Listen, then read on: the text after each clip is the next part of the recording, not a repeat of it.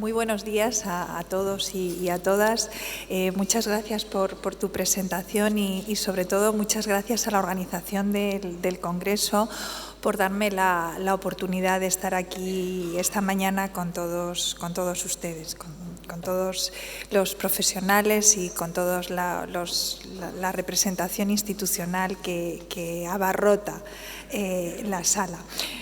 Bueno, mi presentación es un poquito más larga de lo que creo me va a dar tiempo a explicar y por eso creo que es oportuno que les diga un poquito cómo está organizada.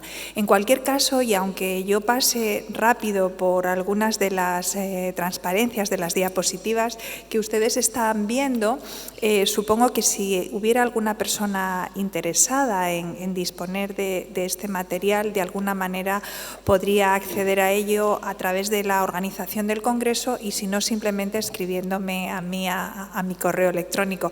Espero que no les interese a todos, pero bueno, si a alguien le interesa puede hacerlo. La presentación está organizada en distintos bloques. Hay un primer bloque en el que yo creo que es importante definir qué es violencia hacia la infancia. Antes, en la presentación de mi compañero de la Universidad de Valencia, el profesor Vicente Garrido, alguien preguntaba si el maltrato psicológico se podía considerar una forma de maltrato. Bueno, pues yo voy a recurrir a los mecanismos internacionales que definen qué es violencia contra los niños. A partir de ahí veremos las diferentes tipologías de maltrato infantil, cómo se produce la escalada de violencia en los niños y en las niñas, cuáles son las principales consecuencias de vivir en un entorno violento para el desarrollo infantil y adolescente. Es cierto que depende del tipo de violencia que se ejerza, depende del tiempo que se viva en ese entorno, de la edad que tengan los niños y las niñas, del rol que adopten ante la víctima y ante el agresor, pero bueno, podemos dar unas pinceladas generales. Y por último, sí que me gustaría, aunque yo no soy experta y desde luego casi a lo mejor teniendo al compañero de mesa que tengo no lo debería hacer, pero bueno, me voy a arriesgar, seré prudente. Me gustaría plantearles un poco qué nuevas medidas de protección aparecen en la ley de protección a la infancia y a la adolescencia, encaminadas a visibilizar a los niños y a las niñas como víctimas de igual magnitud que sus madres ante esta gravísima lacra social. Entonces, vamos a ir rápido porque no tenemos mucho tiempo, pero para que ustedes puedan tener un poco esa idea. Yo me voy a remitir a dos elementos que creo que son los que nos pueden permitir centrar un poco el tema de qué es lo que consideramos violencia hacia los niños. Durante muchos años, a los niños y a las niñas que viven en entornos violentos, que viven en hogares donde sus madres son víctimas de violencia de género y de violencia doméstica, se les consideraba víctimas indirectas. Eso está muy relacionado con la concepción que se tiene acerca de lo que es maltrato hacia la infancia. Tanto la Convención de Naciones Unidas sobre los Derechos del Niño, que digamos es la normativa internacional que pone a disposición de la comunidad internacional qué tiene que ser garantizado para todos los niños y todas las niñas del mundo con independencia de cualquier otra consideración, como los resultados del trabajo que encargó el secretario general de Naciones Unidas en el año 2006 al profesor Sergio Paulo Pineiro, lo que vienen a poner de manifiesto es que violencia contra los niños son todas aquellas situaciones en las que o bien de manera física o bien de manera psicológica se ejerce presión sobre los niños y eso digamos que contraría gravemente su desarrollo afectivo, social y emocional. Y desgraciadamente es una lacra que afecta a todos los países del mundo. El profesor Sergio Paulo Pineiro, en su informe del año 2006, habla de entre 133 y 275 millones de niños y niñas víctimas de violencia en el mundo, de cuyo porcentaje mayor son violencia en el entorno familiar. No solamente violencia por violencia de género, pero también por ese tipo de violencia. Con esa definición podríamos hablar de distintas tipologías de maltrato que incluirían tanto el maltrato físico como el maltrato psicológico. Si ustedes me preguntan, un niño que vive en un hogar donde su madre es víctima de violencia de género, él o ella es víctima, está siendo maltratado. Aquí yo sí que tendría una respuesta categórica, sí, y sí con mayúsculas. Aunque físicamente no sea víctima de malos tratos, ese niño vive en un entorno amenazador, donde no tiene cariño, donde no se están ejerciendo los roles parentales de manera adecuada, donde muy posiblemente no hay normas, no hay límites, no hay estabilidad, y eso contraviene enormemente su desarrollo cognitivo, su desarrollo afectivo, su desarrollo emocional y su desarrollo social. Y eso va a producir importantes secuelas en toda su vida.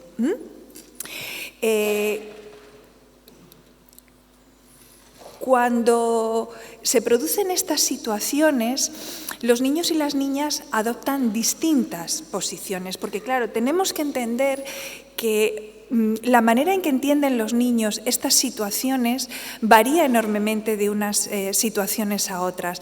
Antes, cuando me entrevistaban en la radio, me preguntaban, ¿un niño pequeño entiende lo que pasa en su casa? Depende. Depende de la edad que tenga el niño, depende de lo que esté pasando, depende de si es testigo o directo o no, depende de cómo lo verbaliza la víctima, depende de cómo lo verbaliza el agresor, depende de cómo utiliza el agresor a ese niño para hacer más daño todavía a la víctima. Y ellos, ellas, todo eso lo van elaborando como pueden, con las herramientas intelectuales y emocionales que tienen, y generalmente adoptan tres tipos de posiciones que son igualmente lesivas para su desarrollo, pero que determinan un poco el papel que pueden jugar en todo ese escenario. Pueden adoptar un papel de culpabilizarse. Es decir, ellos pueden pensar que la situación se desencadena por su culpa. Eso es muy frecuente en los niños y niñas también que son víctimas de maltrato intrafamiliar. Y eso es tremendamente lesivo para su desarrollo, porque deteriora su autoestima, deteriora su autoconcepto, hace de ellos personas dependientes. Personas con pocas habilidades para gestionar su propia vida. En otras ocasiones lo que hacen es que echan la culpa a las madres, es decir, como mi madre no hace bien las cosas de casa, o como mi madre no es cariñosa con mi padre, o como mi madre no, pues entonces mi padre se enfada y todo eso desencadena una situación que acaba siendo inmanejable, que se desborda.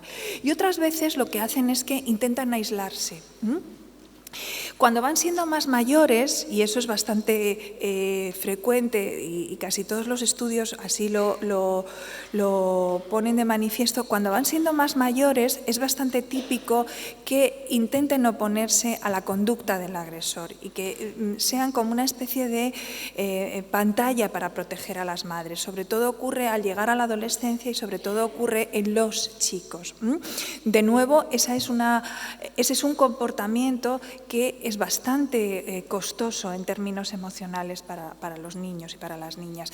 Hablamos de niños y niñas, bueno, yo hablo de niños y niñas en el concepto que utiliza la Convención de Naciones Unidas sobre los Derechos del Niño, todo sujeto cuya edad cronológica se sitúa por debajo de los 18 años. Entonces, estaríamos hablando de niños, niñas y también adolescentes. ¿Cuáles son los principales efectos que tienen estas situaciones en los niños y en las niñas? Bueno, pues hay una serie de efectos muy importantes sobre la vinculación afectiva. Generalmente estos niños tienen una menor disponibilidad de sus figuras principales de apego, lo cual genera graves problemas en su desarrollo. ¿Por qué? Pues porque sabemos que la disponibilidad de la figura de apego, de una figura de apego estable, que te proporcione un entorno seguro, es uno de los mejores predictores de éxito en la vida social y en la vida académica en etapas posteriores del desarrollo. ¿Qué ocurre? Ocurre que en muchas ocasiones estas madres no están disponibles, pero no están disponibles no porque no quieran, sino porque psicológicamente no pueden enfrentarse a la tarea, a la enorme tarea que significa cuidar a un niño, proteger a un niño, educarle. Pero cuidado, mucho cuidado con esto. No vaya a ser que digamos que la culpa de lo que pasa la tengan las madres. Las madres no tienen la culpa de nada, las mujeres no tenemos la culpa de nada. Esas mujeres, la única culpa que tienen es que son víctimas de una situación social, de una historia cultural que no les ha permitido dotarse de las herramientas suficientes para protegerse contra esos agresores. Pero es real, es cierto, que no son capaces de ejercer el rol maternal que les correspondería como lo harían en circunstancias más normalizadoras.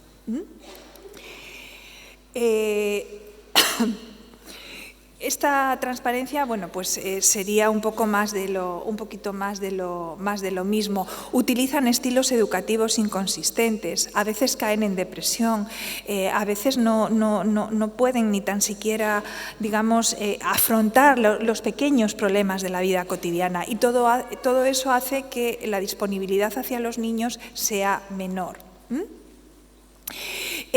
Además, las mujeres víctimas de violencia de género informan que sus parejas, sus exparejas, utilizan a los niños de una manera consistente y de una manera intencionada contra ellas. Y eso es doblemente lesivo porque les hace daño a ellas, pero sobre todo, y centrándonos en el tema que nos ocupa, hace muchísimo daño a los niños. En un estudio relativamente reciente, el 70% de las mujeres dice que sus exparejas tratan de seguir formando parte de su vida a través de sus hijos, que hay un 58% que utiliza a los niños y a las niñas para intimidarlas y acosarlas, que hay un 69% que utiliza a los niños y a las niñas para obtener información de ellas, casi la mitad para fomentar actitudes de oposición hacia ellas, el 54% para convencer a la madre de que vuelvan a restablecer la relación, y el 44% para atemorizarlas. Ustedes imagínense cómo se debe sentir un niño que está entre su padre y su madre, entre una madre que sufre, una madre que no está disponible, una madre cuya vida está destrozada, y un padre o una pareja de esa madre con el que el niño o la niña ha convivido durante algún tiempo, y que ha ejercido la función y el rol parental, que le está utilizando para mermar todavía más las capacidades cognitivas y las capacidades afectivas de esa mujer. Imagínense cómo deben estar esos niños. Esto evidentemente tiene que ver, el mayor o menor grado de utilización de los niños tiene que ver con el rol que utilizan los propios agresores. Y entonces, pues en función de cómo es su propio carácter, antes se ha hablado de perfiles, de características que comparten. Yo creo que las características que comparten todos los agresores, es difícil hablar de perfiles, aunque algunos estudios así lo apuntan, pero las características que comparten todos los agresores son fundamentalmente el estar socializados en unos modelos patriarcales, donde existe una clara disimetría entre el papel de las mujeres y el papel de los hombres, y tener unos modelos de resolución de conflictos violentos. Eso sería lo que caracterizaría fundamentalmente a estos agresores, que no podemos olvidar, y yo sé que esto es difícil de aceptar, que también son víctimas porque necesitan ayuda para poder salir de esa situación. Y creo que parte del trabajo que algunas de las personas que están aquí hacen es precisamente esos programas de tratamiento cuya efectividad, bueno, pues quizá no es toda la que nos gustaría, pero evidentemente es importante tener en cuenta. Bueno, más cosas que sienten los niños, que viven los niños en relación a cómo está toda esta situación, ¿de acuerdo? El rol que pueden adoptar los niños y que ya les he explicado, y que en ningún caso les beneficia. Es decir, podríamos pensar, el niño que se aísla, bueno, pues el niño que se aísla sufre tanto o más que el niño que se enfrenta al agresor. El niño que es confidente de la víctima, pues el niño que es confidente de la víctima sufre tanto o más que el niño que ignora el problema, porque los niños no... ¿Tenemos eco? Porque los niños, dependiendo de la edad que tengan y de la situación en la que estén, no tienen herramientas suficientes para manejar estas situaciones. Bueno, con todo esto, lo que tienen ustedes aquí es un resumen, en estas transparencias siguientes, de cuáles son los trastornos puntuales que se producen en cada una de las etapas evolutivas. Claro, yo soy profesora de psicología evolutiva y de la educación, y por mucho que yo lo intente evitar, pues al final siempre se me ve el plumero, permítanme que utilice esta expresión coloquial. Y bueno, lo que les he puesto ahí es un pequeño resumen, ¿no?, de cuáles son esos elementos que nos podrían servir como indicadores, sobre todo cuando estamos trabajando con niños, para tener sospechas de que algo raro está pasando, para tener indicios de que a lo mejor ese niño, esa niña está sufriendo esa situación en su familia. Porque claro, la única manera que tienen estos niños y estas niñas de salir de esa situación es que un adulto fuera del entorno familiar les ayude, porque ya se ha dicho en la presentación que muy pocas mujeres denuncian las situaciones, entre otras cosas porque ellas dicen que la justicia no les ayuda. Posiblemente sea una percepción errónea, pero quizá también habría que tener en cuenta esa percepción para poder ir ajustando un poco lo que ellas esperan a lo que nosotros podemos ofrecerles. Pero bueno, como esto lo tienen ustedes aquí, pues no me voy a detener más. Y ya, como se me ha acabado el tiempo hace unos 3 o 4 minutos, voy a aprovechar los 3 o 4 minutos de gracia para hacer un pequeño recorrido, y así no me equivocaré, para hacer un pequeño recorrido por cómo ha ido evolucionando toda la normativa que trata de proteger a los niños. Es evidente que desde el punto de vista de la psicología del desarrollo, que desde el punto de vista de la psicología evolutiva, estos niños necesitan ayuda. Hay que protegerles, porque si no estamos poniendo en riesgo sus vidas. Estamos haciendo personas dependientes, personas que van a reproducir ese modelo violento de resolución de conflictos.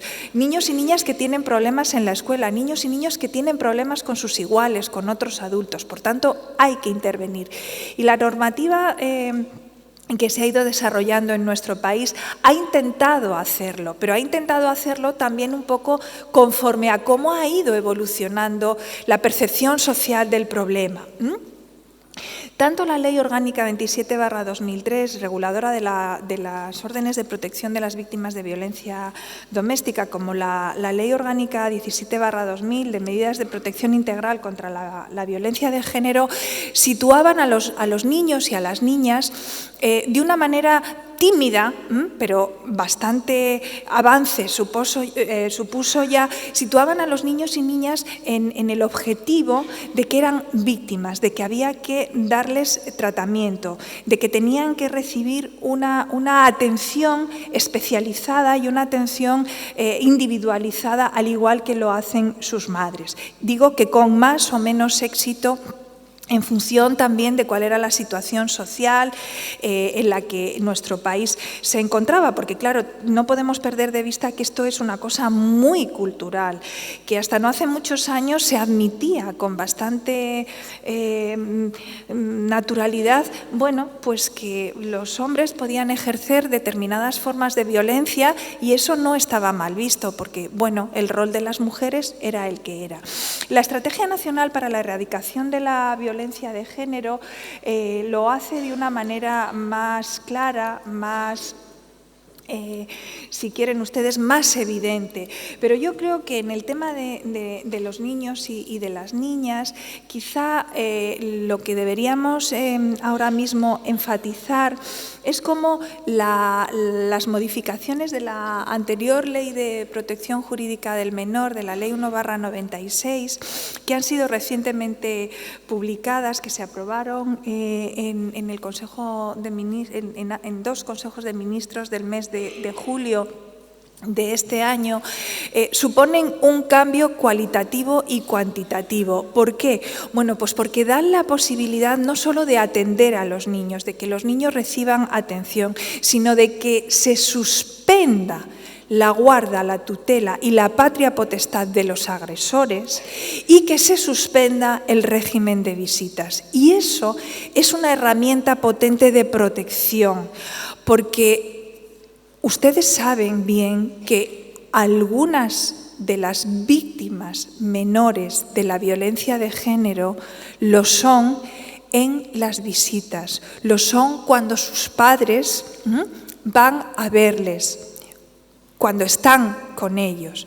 Por tanto, yo creo que estas 2 leyes, la ley orgánica y la ley ordinaria, suponen un paso importante hacia una mejor consideración de los niños como víctimas directas de la violencia de género y hacia su mejor protección.